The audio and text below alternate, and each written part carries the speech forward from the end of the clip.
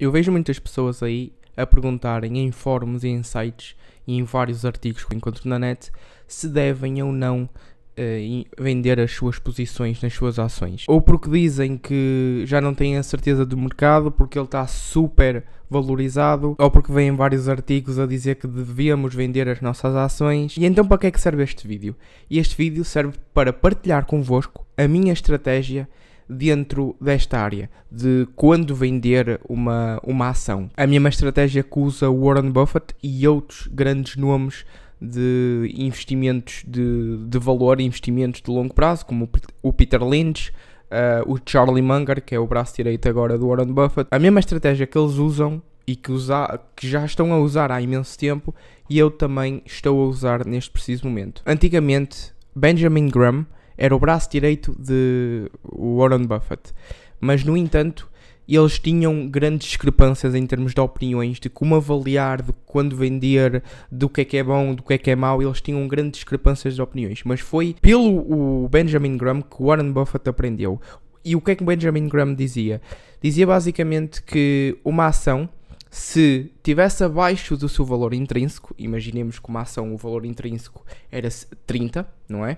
E tivesse, por exemplo, a 15, ou seja, tinha uma margem de segurança do valor intrínseco, do seu valor intrínseco até ao valor que ela estava atualmente, tinha 50%. Então o que é que ele fazia? Ele comprava essa ação e vendia quando atingisse o valor intrínseco. Comprava a 15, portanto, e vendia a 30, que era o valor intrínseco. Quanto mais tempo ele demorava a chegar ao valor intrínseco, que era o valor 30, e ele comprou a 15, não é?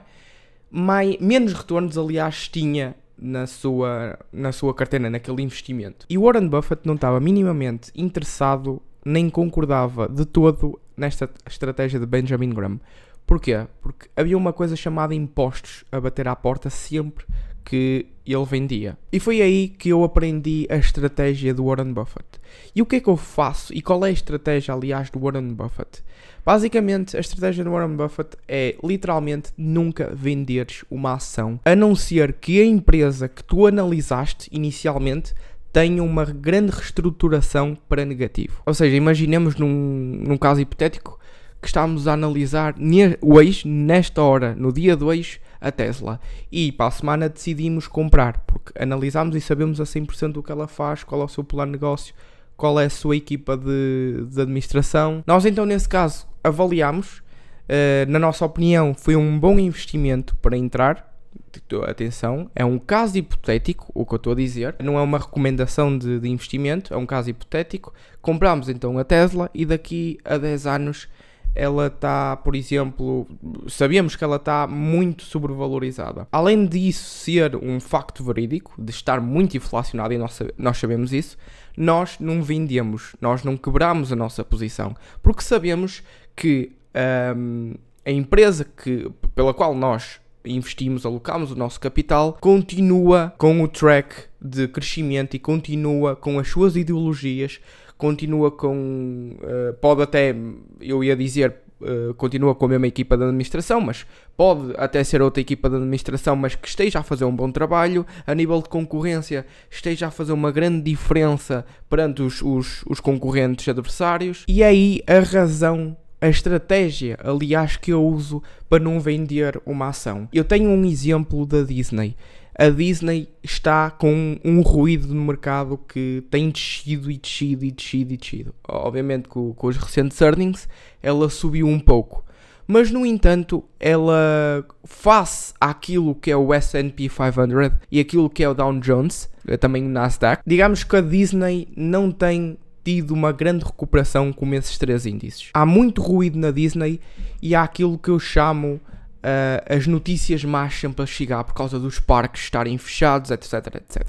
Eu sou um grande acionista da Disney, tenho um capital lá alocado e eu não vendi uma única ação desde que a pandemia começou.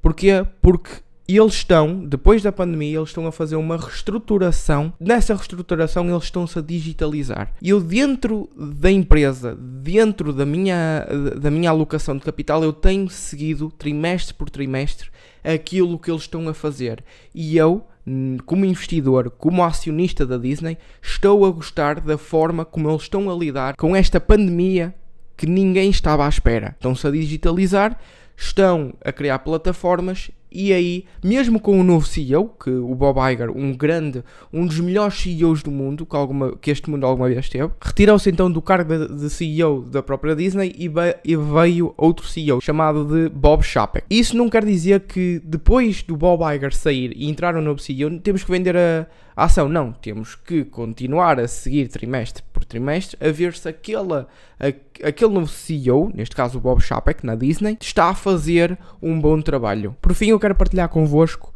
como é que eu sigo trimestralmente as minhas empresas e se elas estão de acordo com as expectativas de revenues, estão com as expectativas de net margins, de margens brutas, neste caso. Como é que eu sigo? Eu tenho basicamente uma folha de cálculo que segue ao pormenor, trimestre por trimestre, as empresas que eu estou inserido, ou seja, as empresas que eu sou acionista e as empresas que também estão na minha watchlist. Esta folha de Excel tem as revenues trimestre por trimestre e daí eu tenho para os próximos 5 anos as revenues de uma determinada, por exemplo, do Facebook. Tenho as revenues do Facebook expectáveis para os próximos 5 anos e vejo se de trimestre por trimestre eles estão na média para chegar então a essa expectativa mínima do ano. E assim também para as net margins. Eu tenho uma expectativa para um percentual de net margins de uma dada empresa e vejo trimestre por trimestre quais são as net margins e no fim faz então a média e vejo qual é a net margin naquele dado ano. Portanto, não ouças o ruído do mercado. Conhece a 100% a empresa em que estás a investir, segue trimestralmente e se houver um grande ruído do mercado e vires que ela continua a entrar nas expectativas das revenues e das net margins, para quê venderes? Para quê? Obrigado por estarem presentes em mais um vídeo. O meu nome é Gonçalo Ribeirinho e vejo-vos na próxima.